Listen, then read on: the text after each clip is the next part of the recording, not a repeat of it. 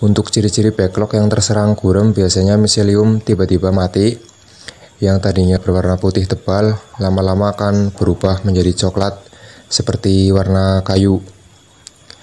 Kalau sudah parah, biasanya backlog atau media.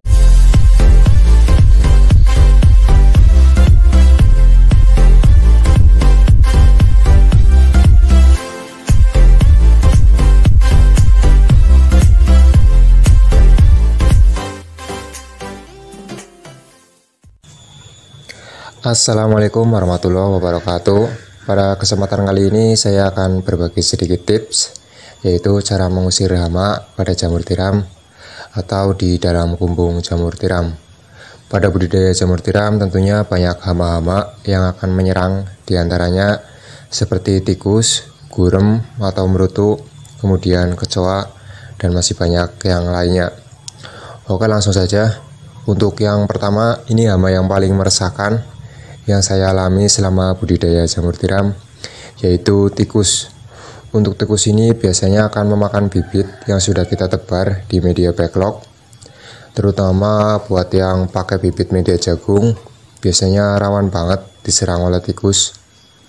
Tikus ini akan merobek plastik, kemudian memakan bibit jamur tersebut, hingga mengakibatkan backlog tersebut rusak.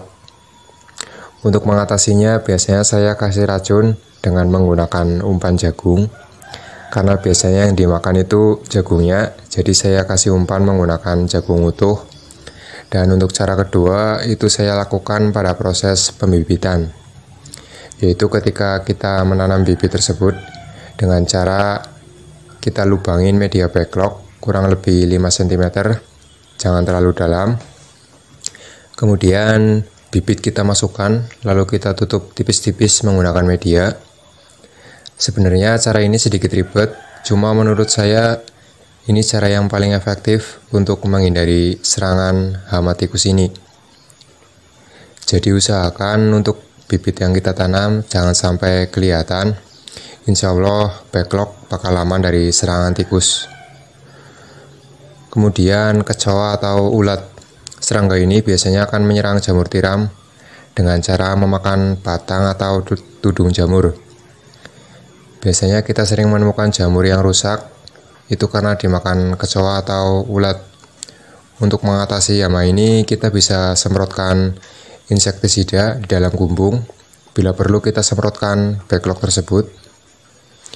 Jika kita tidak ingin menggunakan insektisida berbahan kimia, kita bisa gunakan yang alami, yaitu dengan cara menggunakan daun pandan yang sudah kita potong-potong atau ditumbuk halus, kemudian kita campur air, dan air tersebut kita semprotkan ke seluruh backlog yang ada di dalam kumbung. Jika hama tersebut sudah terlalu parah, maka dengan terpaksa kita harus menggunakan insektisida kimia. Biasanya saya gunakan yang jenis lanet, karena lanet ini untuk dosisnya rendah, nggak seperti insektisida jenis lain, jadi masih aman untuk backlog jamur tiram. Berikutnya adalah gurem atau merutu. Gurem ini biasanya akan menyerang backlog atau miselium. Untuk ciri-ciri backlog yang terserang gurem, biasanya miselium tiba-tiba mati. Yang tadinya berwarna putih tebal, lama-lama akan berubah menjadi coklat seperti warna kayu. Kalau sudah parah, biasanya backlog atau media ketika kita pegang menjadi gembos atau lembek. Untuk pencegahan, kita bisa lakukan pembersihan dan penyemprotan insektisida di dalam kumbung, dan kita jaga kumbung jamur tiram kita agar tetap steril atau minimal harus bersih dari kotoran atau sampah-sampah, agar tidak mendatangkan binatang-binatang atau hama yang dapat merusak jamur tiram.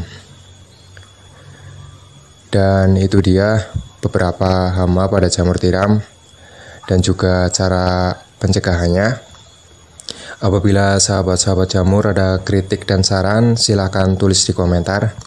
Karena saya sendiri juga masih pemula yang masih butuh banyak belajar dan masih butuh banyak masukan dari teman-teman yang khususnya pembudidaya jamur tiram. Terima kasih sudah menonton video saya, semoga bermanfaat. Jangan lupa dukung channel ini agar bisa berkembang. dengan cara klik tombol subscribe dan nyalakan notifikasinya. Sekian, wassalamualaikum warahmatullahi wabarakatuh.